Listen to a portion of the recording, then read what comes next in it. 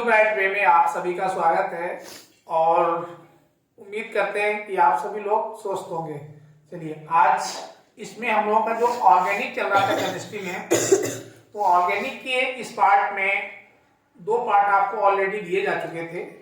तीसरे में एक महत्वपूर्ण बल्कि अति महत्वपूर्ण टॉपिक, ये आईयूपीएसी नोमेनक्लेचर यानी आईयूपीएसी नामांकन का जो सिस्टम है, उसको किसी भी ऑर्गेनिक कंपाउंड, जितने भी ऑर्गेनिक कंपाउंड होते हैं, उनको हम लोग कैसे नामांकन करेंगे आईयूपीएसी में, उसके लिए बिल्कुल सिस्टमैटिक तरीके से जहां से ये पद्धतियां बनाना शुरू हुई हैं, हम लोग वहीं से स्टार्ट करेंगे। इसमें आप जल्दी न करें, हम जल्दी वाला तरीका भी हमारे पास है, लेकिन वो हम लास्ट में अप्लाई करेंगे। पहले आपको इसका थोड़ा सा एक डिटेल फॉर्म जिसकी जरूरत पड़ती है वो बताने के बाद में फिर इसका बहुत शॉर्ट फॉर्म है, लास्ट में एग्जाम के लिए वो अपना शॉर्ट फॉर्म दिमाग में रख लीजिएगा, उससे आप किसी का भी नामांकन चुटकियों में कर देंगे। लेकिन पहले इसको हम आपको एक विधिवत सिस्टमैटिक डिटेल सहित बताएंगे, क्योंकि ये किसी भी, अभी तो एकेडमिक है, एकेडमिक के बाद जब आप किसी भी कंपटीशन में जाएंगे वहां भी ये आपका पीछा छोड़ने वाला नहीं है, इसलिए इसको अभी से स्ट्रॉन्ग करना है। कार्बनिक यौगिकों का नामांकन ये हमारा टॉपिक है और इसमें nomenclature of organic compounds part हमारा सेकेंड है। इसमें पद्धतियां बताएंगे कि जो हमारे कार्बनिक यौगिक होते हैं, इनको मेजरमेंट करने की, इनका नामांकन करने की कितनी पद्धतियां हैं। तो इनके नामांकन की दो पद्धतियां सामने आई हैं, एक रूढ़ पद्धति या फिर निरर्थक पद्धति। इसको रूढ़ या निरर्थक पद्धति कहते हैं, इंग्लिश में इसको ट्राइवियल सिस्टम।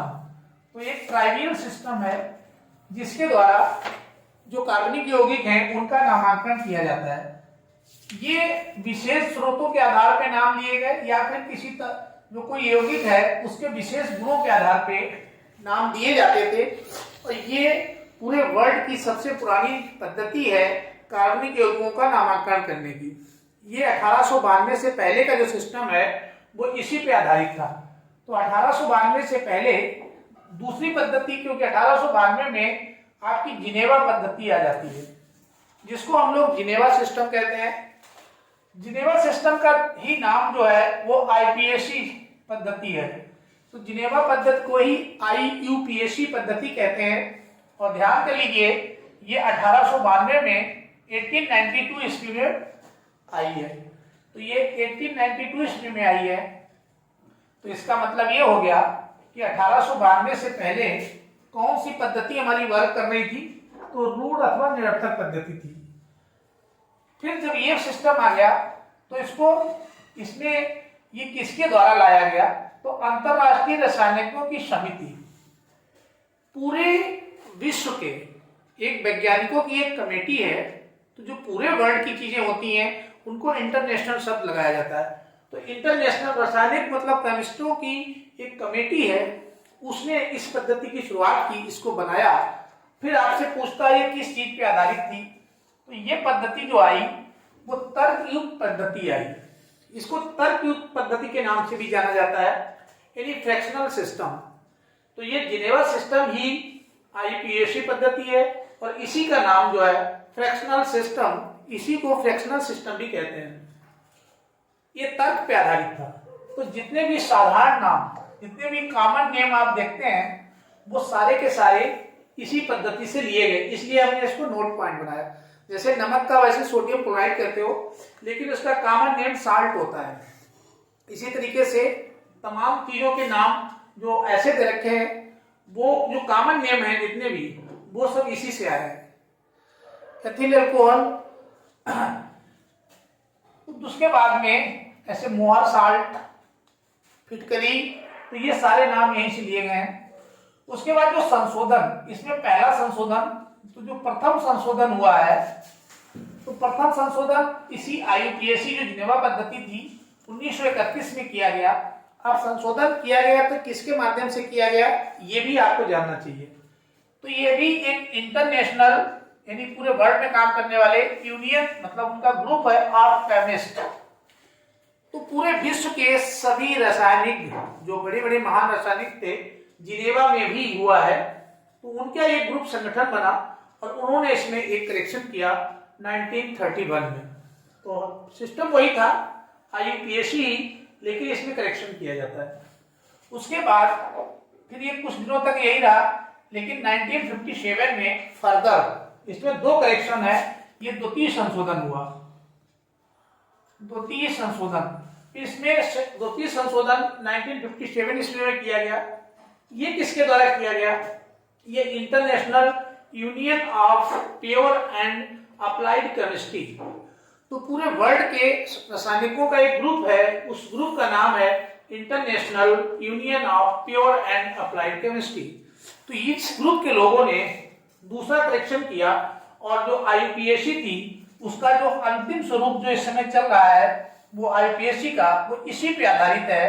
अर्थात IUPAC का जो फुल फॉर्म इस समय लिखना पड़ता है तो वही international union of pure and applied chemistry लिखना पड़ता है, क्योंकि यही है पूरे वर्ल्ड में जितने भी केमिस्ट हैं उनका जो संगठन है उसके द्वारा बनाया गया है। 1957 से अभी तक यही चल रहा है।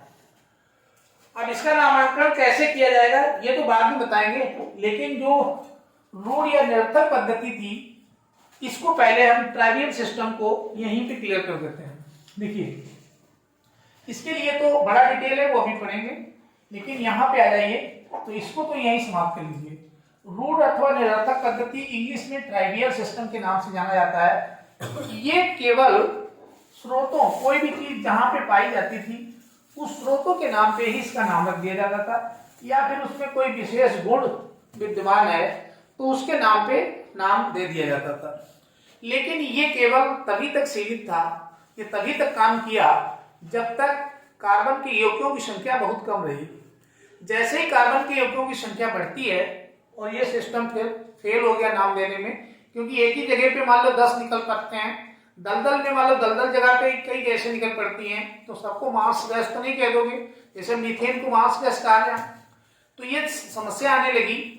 इसलिए फिर बाद में जिनेवा पद्धति लानी पड़ी। तो कारण पूछा जाए क्यों लाया गया, क्योंकि इससे उसकी पूरी कोई भी यौगिक है उसकी संपूर्ण संरचना की जानकारी प्राप्त नहीं हो पाती थी, इसलिए फिर जिनेवा पद्धति आई।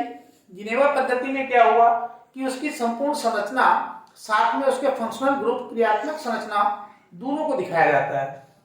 तो इसमें जो भी ग्रुप लिए जाते हैं उसमें दोनों चीजें रहती हैं, एक एल्किल समूह भी रहता है जिसको चाहे एल्किल रेडिकल कहते हैं, और दूसरा फंक्शनल ग्रुप या फंक्शनल रेडिकल। चलिए अब इसमें सिस्टम तो 2 ही इसके आधार थे, एक तो स्रोत जहां पे कोई चीज मिली और दूसरे विशेष गुण, तो इन्हीं को आधार बना के नामांकन किया जाता था। इसका यही बेसिस था, तो इस बेसिस पे नाम देते थे।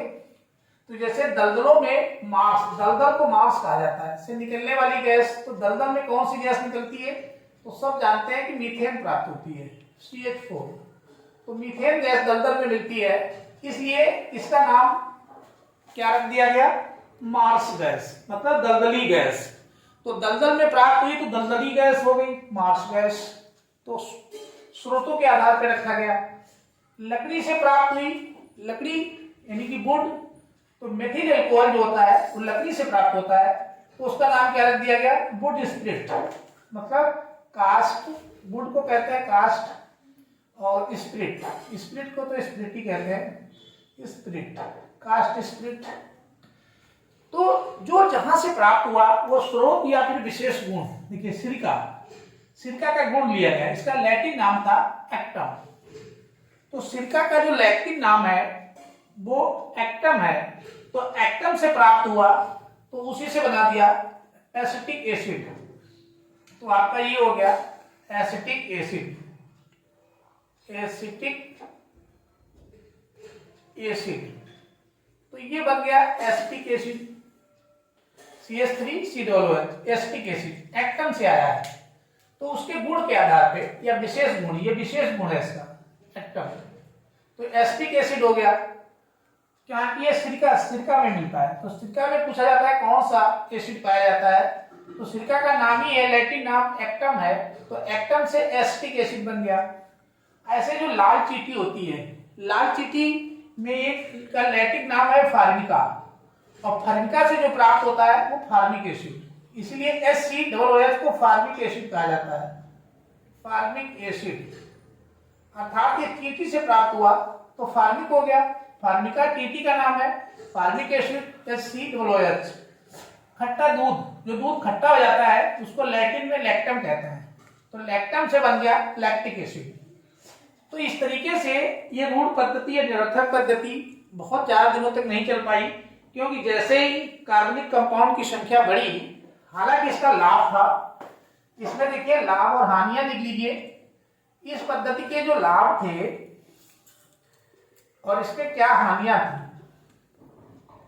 आखिर दूसरी क्यों बनाई गई, तो इसके लाभ ये थे कि इसमें नाम बहुत छोटा रहता है, मास गैस, तो इसमें नाम जो है वो काफी छोटे रहते हैं, इसमें नाम काफी छोटे होते हैं।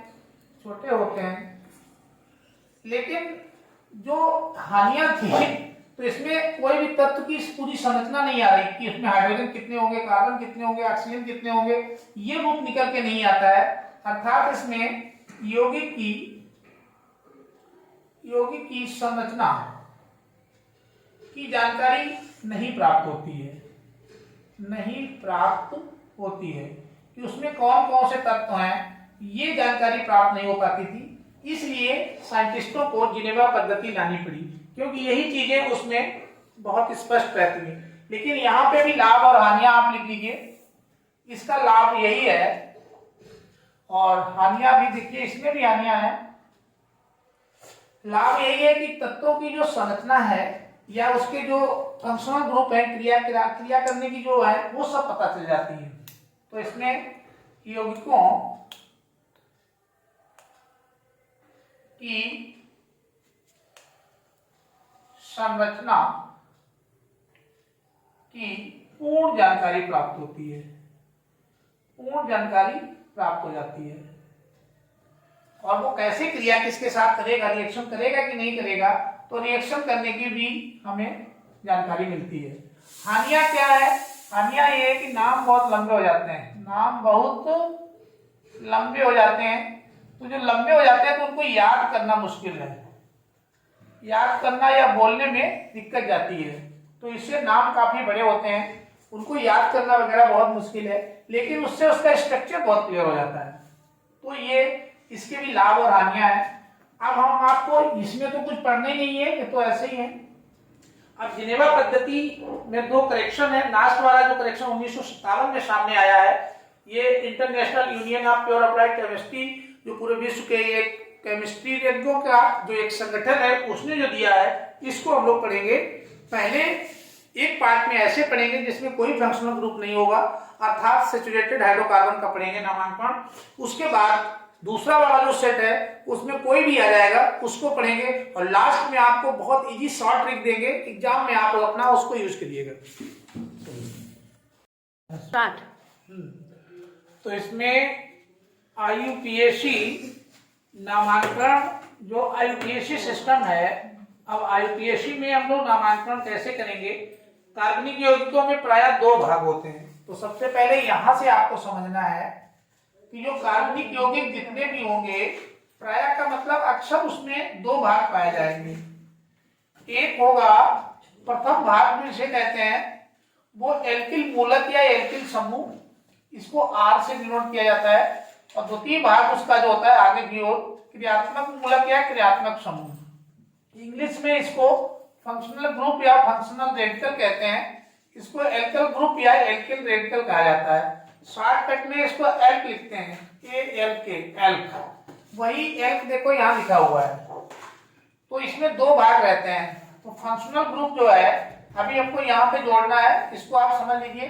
फंक्शनल ग्रुप हमने यहाँ पे जैसे ये लिखा है मेथिल क्लोराइड, तो पहला जो है वो एल्क हो जाएगा, ये वाला, और दूसरा वाला जो है क्लोराइड, ये फंक्शनल ग्रुप ये इधर हो जाएगा। तो इसमें फंक्शनल ग्रुप मतलब FG इधर रहता है और एल्क इधर वाला पोर्शन होता है, ये एल्क होता है। अब इसी पे हमने एल्कोहल ले रखा है, और एल्कोहल, एल्डिहाइड, उसके बाद में कार्बोक्सिलिक एसिड, सबसे ज्यादा यही पूछा जाता है। इन्हीं को ओइक एसिड भी कहते हैं। CONH2 एमाइड है, COON है, अभी अन्य ग्रुप भी हैं, इसको समझेंगे। अब इसमें सबसे मेन आपको देखिए एक सूत्र है, जान लीजिए, एक बड़ा सा सूत्र है। अब हम इसको हटा के आपके अभी बाद में पूरे कर देंगे। यहां से पहले समझिए, ये एक फार्मूला लिखा हुआ है, टेबल जो यहां से गई है ये पूरी। तो पूर्व लग्न, पहले 1 डिग्री पूर्व लग्न, पूर्व का मतलब होता है पहले, उपसर्ग, प्रीफिक्स जो पहले आते हैं। फिर 2 डिग्री पूर्व लग्न, तो 2 डिग्री पूर्व लग्न में आपके रिंग या साइक्लो ये आते हैं। 1 डिग्री पूर्व लग्न में प्रीफिक्स में प्रतिस्थापी आते हैं, जितने भी प्रतिस्थापी हैं सब्स्टिट्यूट, खासकर हाइड्रोजन फैमिली। तो हाइड्रोजन फैमिली सबसे पहले आती है। Cl से क्लोरो, B से F से फ्लोरो, B से ब्रोमो और I से आइडो। तो ये इसमें सबसे पहले प्रतिस्थापी पूर्व लग्न 1 डिग्री, सबसे पहले हाइड्रोजन फैमिली के लोग रहेंगे। फिर पूर्व लग्न में ये रिंग बनाएंगे या साइक्लोन, जो बंध चक्र बनाते हैं, जो कार्बन से कार्बन की जो बंध श्रृंखलाएं हैं, क्लोज कर्व। तो क्लोज चैन सारी इसी में आ जाएंगी, जितनी भी क्लोज चैन है, क्लोज चैन हमारी सब की सब इसी में रहेगी। उसके बाद मुख्य कार्बन श्रृंखला, ये सबसे हेड है, इसी को हम लोग एल्किल मूलक या एल्किल समूह कहते हैं, एल्क। तो ये किसी भी में इसमें कार्बन की संख्या लिखी जाती है, इसमें हम लोग कार्बन की संख्या के आधार पर बनाया जाता है। तो यदि एक कार्बन है तो उसको मेथ, एक कार्बन वाले को हम यहाँ पे लिख दे रहे हैं C1, तो एक कार्बन है तो मेथ, 2 कार्बन हो जाएंगे C2, तो उसको एथ, 3 कार्बन होंगे तो उसे प्रोप, 4 कार्बन होंगे तो उसे ब्यूट, 5 कार्बन होंगे। कार्बन की संख्या यदि 5 हो गई तो उसे पेंट कहा जाता है। 6 कार्बन हो गए तो उसे हेक्स, 7 कार्बन यदि है तो उसे हेक्स, 8 कार्बन है, कार्बन की संख्या यदि 8 पहुंच जाए तो उसे ऑक्ट, कार्बन की संख्या 9 हो जाए तो नॉन, और कार्बन की संख्या यदि 10 रहे तो डेक। 11 में आपका जो है कार्बन की संख्या 11 हो तो अनडेक, कार्बन की संख्या 12 हो गई तो डो डेक, फिर आगे ऐसे ही चलते रहते हैं। फिर 13 हो गई तो ट्राइडेक, और 20 है कार्बन की संख्या यदि तो उसे इसेस, और 30 है तो ट्राइकेस, इकेस और ट्राइकेस। ट्राइकेस में कार्बन की संख्या 30 हो जाती है। तो इस तरीके से ये हमारी एल्क का सिस्टम है। खुली श्रृंखला में तो बहुत सारे इसमें पाए जाते हैं। उसके बाद में ये अनुलग्न, पूर्व लग्न को प्रीफिक्स और अनुलग्न को आपको जो होते हैं तो इसके बाद में लिखते हैं, इनको हिंदी में उपसर्ग कहते हैं, उपसर्ग। और ये आपके प्रत्यय होते हैं, प्रत्यय, प्रत्यय मेन शब्द के बाद में लगता है, तो ये प्रत्यय है। तो ये प्रीफिक्स हैं और वो आपके। अब इसमें 2 डिग्री अनुलग्न और 1 डिग्री अनुलग्न, इसमें बॉन्डिंग होता है, बॉन्ड नेम, इसमें बंध नाम दिए जाते हैं। यदि कार्बन कार्बन के बीच में सिंगल बंध है तो एन, और कार्बन से कार्बन के बीच में डबल बॉन्डिंग है तो इन, और कार्बन कार्बन के बीच में यदि ट्रिपल बॉन्डिंग है तो आइन। तो ये इसमें बॉन्ड नेम हमें देने रहते हैं एन, इन, आइन के हिसाब से। उसके बाद में यहाँ पे सारे जो लगेंगे वो आपके फंक्शनल ग्रुप होते हैं। फंक्शनल ग्रुप में जैसे हमने यहाँ से लिख दिया है, अभी इसको हटाना है फिलहाल, तो यहाँ से एल्कोहल, तो जो OH होता है ये एल्कोहल को दिखाता है, एल्कोहल। ये आपका एल्डिहाइड है, CHO यहाँ लिखा हुआ है एल्डिहाइड। ऑल, ये ऑयल, ये carboxylic acid, carboxylic acid, COCOH, ये कार्बोक्सिलिक एसिड में आता है, कोई कम के नाम से जाना जाता है। ऐसे एमाइड, CONH2 और COON, तो ये लास्ट में फंक्शनल ग्रुप लगते हैं। अब इसमें किसी का नॉमेनक्लेचर करना है तो कैसे करेंगे, जैसे ये मान लीजिए सिंपल दिया है एक उदाहरण देखिए, फिर उसके बाद में थोड़े बड़े बड़े से देखते हैं। इसमें मान लीजिए लिख दिया है CH3Cl। अब कह रहा है इसका नाम बताइए IPAC। तो पहले तो कार्बन की संख्या देखेंगे, एक कार्बन है, एक कार्बन होने पे मेथ होता है, मेथ, तो इसकी स्पेलिंग आ जाएगी मेथ। अब जब फंक्शन ग्रुप जुड़ता है तो ला भी लग जाता है, प्लस, तो मेथ में एक कम होने की वजह से मेथल कहा जाता है इसको, मेथल। और ये आपकी है क्लोराइड, क्लोराइड। तो ये इसका फंक्शनल ग्रुप है, तो पूरा नाम क्या निकलेगा, मेथिल क्लोराइड। तो ये मेथिल क्लोराइड, इस तरीके से इनकी IPAC नामकरण हम लोग अभी करेंगे।